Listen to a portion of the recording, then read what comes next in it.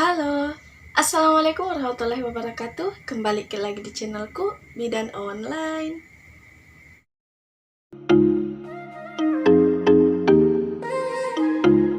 Di video kali ini, kita akan membahas tentang manfaat menggendong bayi.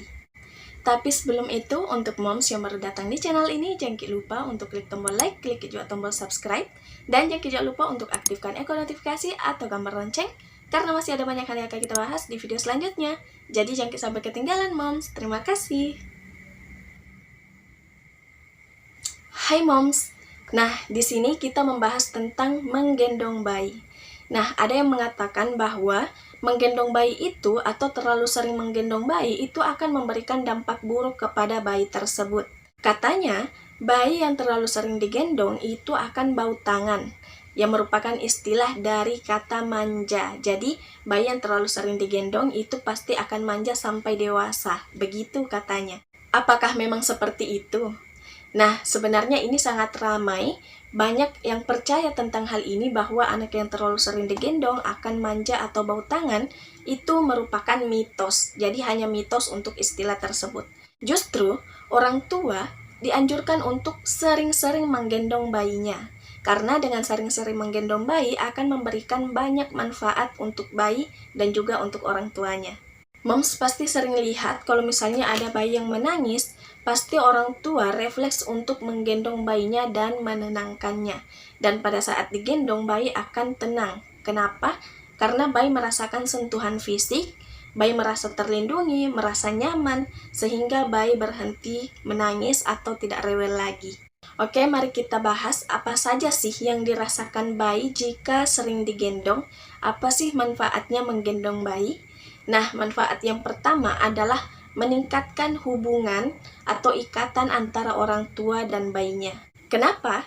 Karena pada saat digendong akan terjadi kontak kulit, kemudian juga tercipta hubungan emosional yang erat antara orang tua dan bayinya. Jadi kalau misalnya bayi terlalu sering digendong oleh orang tuanya, bayi pasti akan merasakan rasa nyaman itu dan juga akan meningkatkan hubungan emosional antara keduanya. Tapi, yang harus diperhatikan juga pada saat menggendong bayi, orang tua juga harus memperhatikan bahwa bayi tidak hanya sekedar untuk digendong. Jadi pada saat menggendong bayi, orang tua juga dianjurkan untuk berkomunikasi dengan bayinya. Bisa dengan nyanyian atau juga mengajak bercerita, berbicara, seperti itu. Jadi, tingkatkan komunikasi antara orang tua dan bayi pada saat digendong. Kemudian, manfaat yang kedua adalah dapat meningkatkan kecerdasan bayi. Kenapa digendong dapat meningkatkan kecerdasan bayi? Ya, karena pada saat digendong, bayi mengalami sentuhan fisik. Jadi, sentuhan fisik antara orang tua dan bayi yang dapat memberikan stimulus bagi tumbuh kembangnya dan juga untuk kecerdasan otaknya. Dan manfaat yang ketiga adalah dapat mencegah postpartum blues atau baby blues. Jadi, baby blues itu adalah suatu kondisi di mana orang tua atau seorang ibu itu tidak ingin merawat anaknya atau merasa marah atau sedih terhadap persalinannya atau terhadap kelahiran bayinya.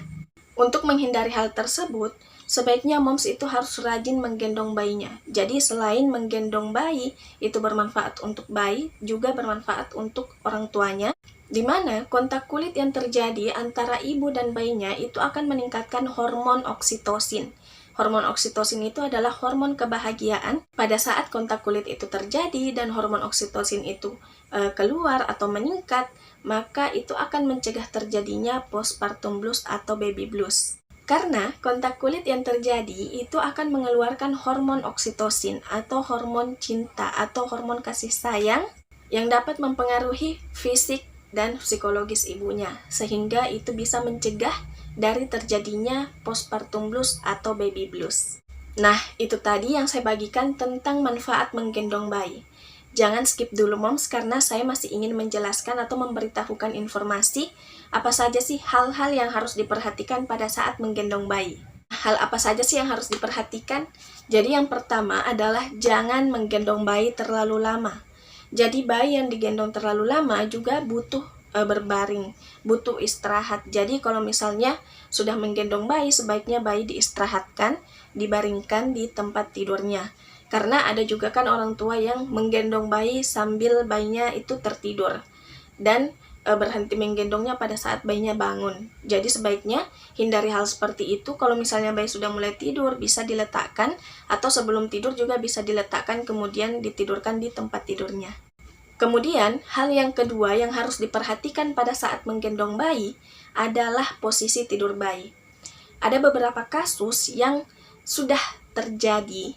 Jadi bukan hanya satu atau dua, tapi beberapa kasus itu pernah terjadi di mana bayi mengalami kematian mendadak. Kenapa? Karena posisi bayi pada saat digendong itu tidak diperhatikan oleh orang tuanya. Jadi posisi bayi itu pada saat tertidur dagunya menempel ke dadanya sehingga itu menghambat proses bernafas bayi sehingga bayi mengalami kematian mendadak.